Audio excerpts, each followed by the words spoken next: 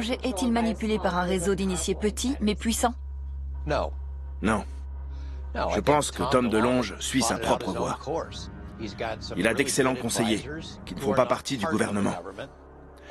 Tous ces événements se sont produits parce que Tom s'est investi. Il a frappé aux portes, il a passé des coups de fil. Ce qu'il a fait au cours de cette dernière année est sans précédent dans l'histoire de l'ufologie.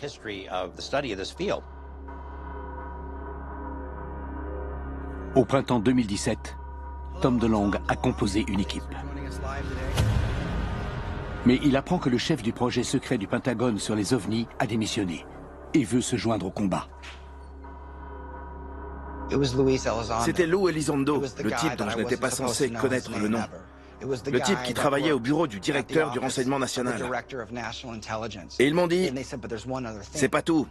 Les 3 premières vidéos militaires d'OVNI vont être déclassifiées pour la première fois dans l'histoire des États-Unis.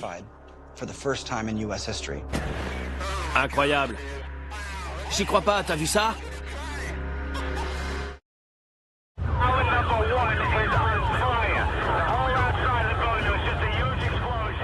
Chris Mellon comprend parfaitement ce qu'implique une attaque contre les États-Unis. Le 11 septembre, il était l'un des plus hauts fonctionnaires dans le Pentagone. J'ai connu et survécu à des défaillances du renseignement, dont l'attaque sur le Pentagone. Ce groupe d'une vingtaine d'hommes n'avait aucune connaissance ni compétence technologique particulière. Mais ils ont réussi à déstabiliser tout le pays. Ce que je trouve intéressant sur cette affaire, c'est que la plupart des pilotes ne signalent pas ce type d'incident. Mais on reçoit de plus en plus de témoignages, ce qui signifie qu'on est en train de gagner de la crédibilité.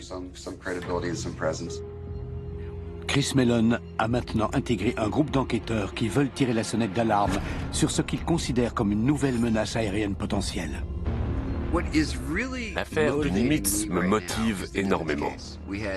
On a plusieurs aviateurs qualifiés qui ont vu, en plein jour et sur une période prolongée, quelque chose qui a été confirmé par les systèmes de radar et de défense aérienne les plus sophistiqués du monde.